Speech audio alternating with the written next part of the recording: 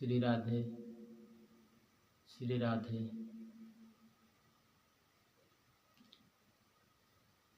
तमाम सत्संग में उपस्थित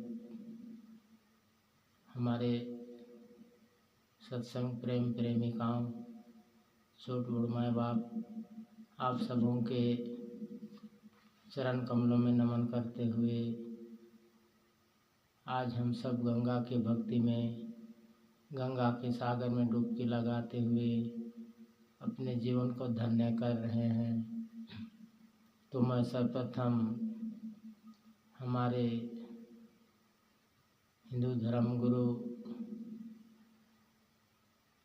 सरस्वती सतानंद सरस्वती जी महाराज के चरण कमलों में चलते हुए, उनके ध्यान में चलते हुए, उनके शरणागति करते हुए हम भागवत की कथा की प्रसंग में प्रवेश कर रहे हैं। तो मैं सर्वप्रथम जय जयकार करते हुए आज की भागवत अमृतमय गंगा को प्रस्तुत करते हुए आगे बढ़ूंगा। बोलिए प्रेम से सियावर रामचंद्र भगवान की जय। धर्म की जय हो, अधर्म का नाश हो, प्राणियों में सद्भावना हो, विश्व का कल्याण हो। गौ माता की जय हो, गौ हत्या बंद हो, हर हर हर महादेव। परम परस्पर मंगलमय और ब्रह्म आदरणीय सभी भक्तों को मेरी ओर से जय श्रीमन नारायण, जय श्री कृष्णा, जय श्री सीताराम, जय श्री राधे। आइए शुरू करते हैं भागवत की अमृतमय वंदना के साथ में भागवत की गंगा में डुबकी लगाते हुए प्रवेश करते हैं। सच्चिदानंद रूपाय विश्वोत्पत्ति हेतवे तापत्राय विनाशाय श्री कृष्णाय नमः, श्री कृष्णाय नमः। वक्रतुंड महाकाय सूर्यकोटि संप्रभा विघ्नं तो कुरु मे देव सर्वकार्येषु सर्वदा। हे गणेश, आपके चरण कमलों में नमन करते हुए मैं भागवत में प्रवेश कर रहा हूँ। आइए, हमें पूरे विश्व, पूरे संसार के लोग आनंद और शांति की खोज में पड़े हैं, लेकिन आनंद और शांति कहीं प्राप्त नहीं हो रही है। उसी पर हम लोग प्रकाश डालते हैं। देखिए, शांति और आनंद की प्राप्ति जिस प्रकार हम रहेंगे, वेशभूषा, खान पान, रहन सहन, जैसे खाएंगे अन्न वैसा रहेगा मन। उस प्रकार से भोजन को सर्वप्रथम बैठ करके भोजन को प्रणाम करके ही प्रसाद को पाए, या ईश्वर के दिया हुआ प्रसाद माने और शक्तित्व भोजन करना है। शक्तित्व भोजन करेंगे तो उसमें मन की शुद्धता आती है, मन निर्मल रहता है, मन में अच्छे विचार आते हैं, गंदे विचार हट जाते हैं, काहे कि अन्न ही शुद्ध है। उसी प्रकार ये मन को निर्मल करने से ही मन में आनंद की प्राप्ति होती है।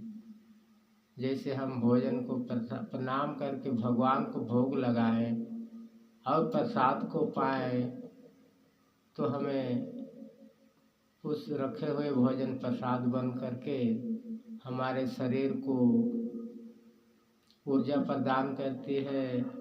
मन, बुद्धि, शरीर शुद्धि इत्यादि पर विशेष कृपा होती है भोजन की। क्योंकि उसी से मेरा मन तृप्ति होती है, शांति आती है। क्योंकि भोजन में अनेक प्रकार की शक्तियाँ पाई जाती हैं, मन निर्मल होता है और हम भगवान के प्रति रुचि रखते हैं, भगवान के प्रति चिंतन रखते हैं। मन निर्मल होने से ही हमारे पवित्रता का ख्याल अपने आप आने लगता है। तो हमें भगवान के श्री चरण कमलों में, गुरु के श्री चरण कमलों में ही आनंद की प्राप्ति है। इसलिए हमें गुरु शरणागति करना चाहिए। भक्ति भजन में, सत्संग में और कीर्तन में आना चाहिए और भागवत रूपी गंगा में डुबकी लगाना चाहिए। तो पहला प्रश्न है, पार्वती जी ने शंकर भगवान से प्रश्न किए, हे शंकर भोलेनाथ पति देव, मेरा प्रश्न एक है। तो शंकर भगवान ने बोले, बताइए पार्वती जी कि जब आपके गंगे में, आपके मुकुट सिर माथे पर गंगा की धार बह रही है और सब पापियों को इस धारा से आप धो डालते हैं, तो 84 लाख योनियाँ क्यों घूमना पड़ता? पाप इतना क्यों ज़्यादा बढ़ रहे हैं? तब महादेव ने कहा पार्वती से, आइए इसका एक उपाय है, इसका नियोजन भी है कि हम इसका समाधान कर पाएँ, इसका उत्तर आएगा। तब कहा, देखो इस युग के मनुष्य का किस तरह प्रायश्चित होगा उसको देखिए। आइए एक कुआं में मैं 100 साल का बूढ़ा बन जाऊं और नीचे उतर करके रहूं और तुम 16 साल के नौजवान कन्या के रूप में बाहर खड़ी रहो। कोई आए तो बुलाओ, रास्ते पर कोई आए तो बुलाओ और मेरे बूढ़े को निकाल दो, इस तरह का बोलो। और हम में निकालने के लिए उस मनुष्यों में कितनी क्षमता है उसको देखते हैं। तो महादेव के कहने से पार्वती जी वैसे ही रूप ले ली। 16 साल की पार्वती और 100 साल के बूढ़े महादेव बन गए और कुएं में घुस गए। तो नौजवान लड़के 10-12 इकट्ठे होकर के वही गली गुजर रहे थे जिस गली में पार्वती जी खड़े थे और महादेव कुएं में थे। तब पार्वती जी आवाज़ लगाई, ये लड़के आइए, मेरे पति देव इस कुएं में गिर गए हैं, निकाल दीजिएगा। तो वहाँ पर लड़के गए और बोले, हे पार्वती जी, क्यों इतने बूढ़े आदमी को निकालने बोल रही हो?